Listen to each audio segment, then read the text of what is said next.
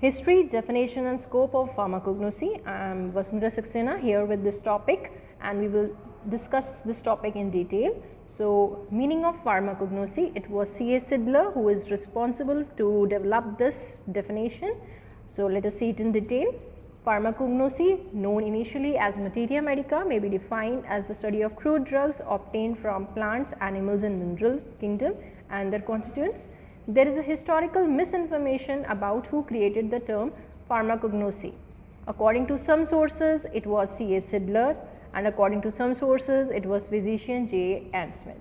But we have to learn both.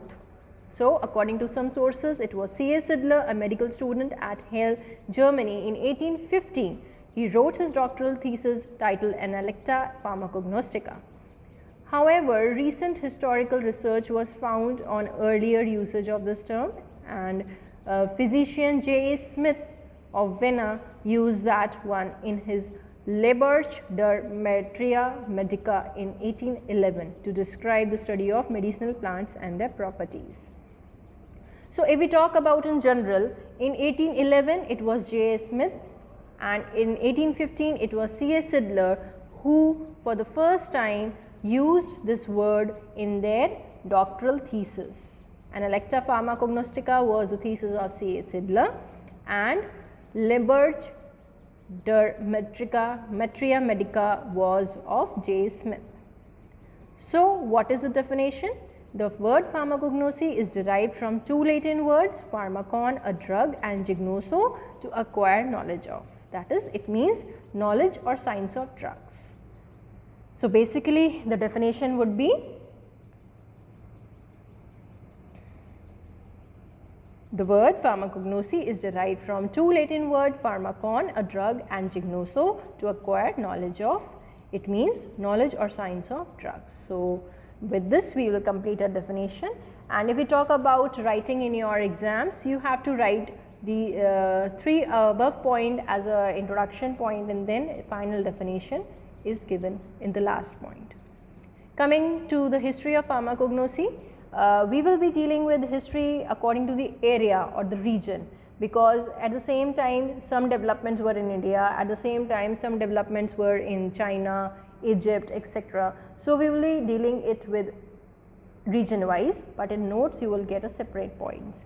So let us discuss about China first. In ancient China, it was the Emperor Shen Nag who wrote Penti Sao, in which he inscribed 365 drugs, one of each day, and maximum he tested on himself. So, let us see it in detail. Chinese pharmacy, according to legend, stems from Shen Nag, emperor who sought out and investigated the medicinal value of several hundred herbs. He reputed to have tested many of them on himself and to have written the first Penti Sao or native herbal recordings, 365 drugs per day of a year. Coming to the ancient Egypt, it was Ebers Papyrus, the emperor who wrote, who scribbled on a wooden plank about 700 drugs. So, before, if we talk about in history that how do the literature passed on to the current people, they writed the information, the knowledge on some wooden planks, or we can say they scribbled on some walls and all, then through that which remained there, we came to the knowledge or the information about the history. So, let us see the most complete medical document existing, because in China what was that? It was the doctoral, that was in about 18th century, but if we talk about ancient Egypt, it was before that. So, ancient Egypt is before Chinese information about Chinese में कौन emperor था? Shen Nag, and Egypt में Ebers Papyrus. So, if we talk about Ebers Papyrus, in 1550 BC, a collection of 800 prescription mentioning 700 drugs, and Edwin Smith Papyrus 1600 BC for which containing surgical instructions and formulas for cosmetics. The Corn Medical Papyrus is the oldest, it comes from 1900 BC and deals with the length of women, including breathing instructions. So you can see here the image of the fragment of Ebers papyrus on which he scribbled about 700 drugs. That was about the history from ancient Egypt, which was earlier than Chinese one. So now coming to the next, that is India, that is ancient India. In Indian, knowledge of medicinal plant is very old, and medicinal property of the plants are prescribed in Rig Veda and Atharvaveda, and we are talking about before ancient Egypt. Now that you can see that is 3500 to 1500 BC, and as we all know, India is a rich heritage in history, and Vedas are the most important knowledge books that we refer for our history. So according to this, Rig Veda and Atharvaveda, from which the Ayurveda has developed. The basic medicinal text in this world region, the Ayurvedic writings can be divided in three main ones, that is Charak Shamhita, Shushrita Shamhita, Ashtang Hridyan Shamhita, and the three minor ones, that is Shangardha Shamhita, Bhav Pariksh Shamhita, Madhva Nindam Samhita. These are the subparts of your Ayurvedic Vedas in which important information about health and human life is given. Ayurveda is the term for the traditional medicine of ancient India, and Ayur means life and Vedas means the knowledge of, the study of which is the form of origin of the term. Now according to ancient Greece and Rome, Greek scientists contributed much to the knowledge of natural history. Hippocrates is referred to as father of medicine and is remembered for his famous oath, which is even now administered to doctors. Aristotle, a student of Plato, who was philosopher and is known for his writing on animal kingdom, which is considered authoritative even in 20th century. Theophrastus, a student of Aristotle, wrote about plant kingdom. So here are some major contributions from these scientists and their region, or you can year that you have to remember, that is Aristotle and Plato. So you can see the relationship of a teacher and a student, how strong it was between those early days, that is Aristotle and Plato. So coming to the third topic of this presentation, that is scope of pharmacognosy. We all have seen the definition, we all have seen the history, that how does it developed and how does the information from earlier ancient times has been passed on to the current generation. So now coming to the scope of pharmacognosy, that why it is important and where we can apply this knowledge also.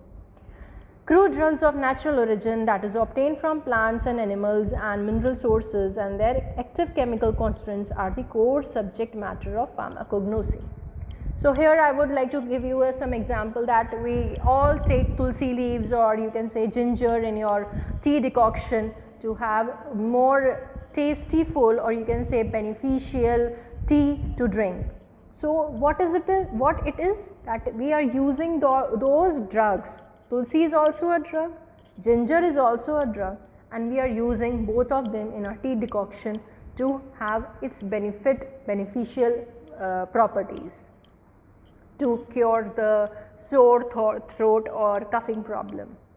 So here is the example of our knowledge of pharmacognosy. How important is tulsi or how important it is ginger.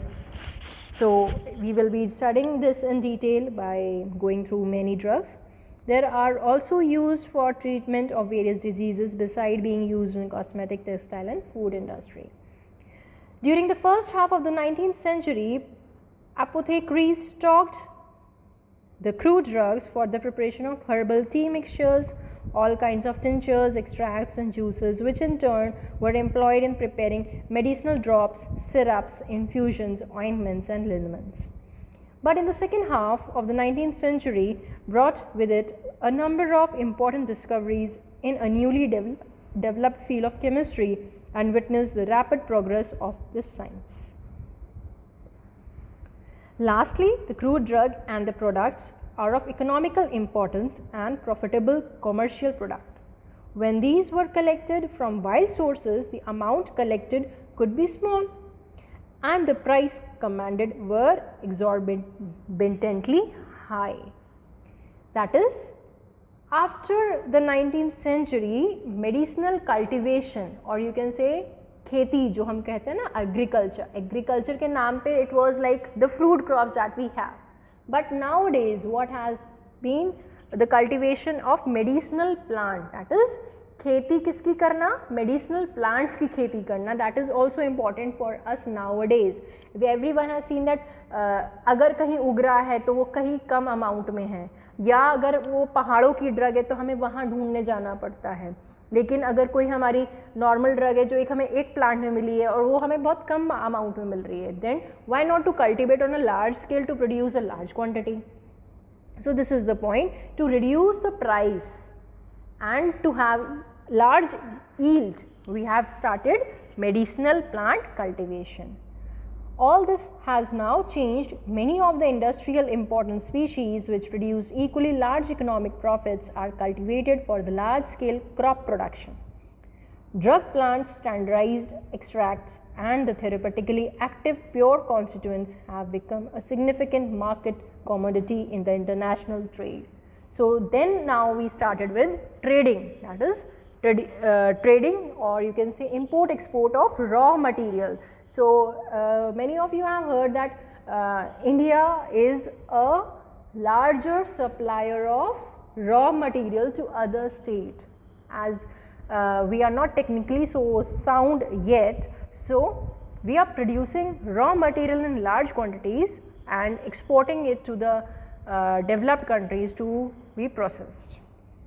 In the light from these glorious facts, scope of pharmacognosy seems to be enormous in the field of medicine, bulk drugs, fluid supplements, pharmaceutical necessities, pesticides, dyes, tissues culture, biotechnology, engineering and so on.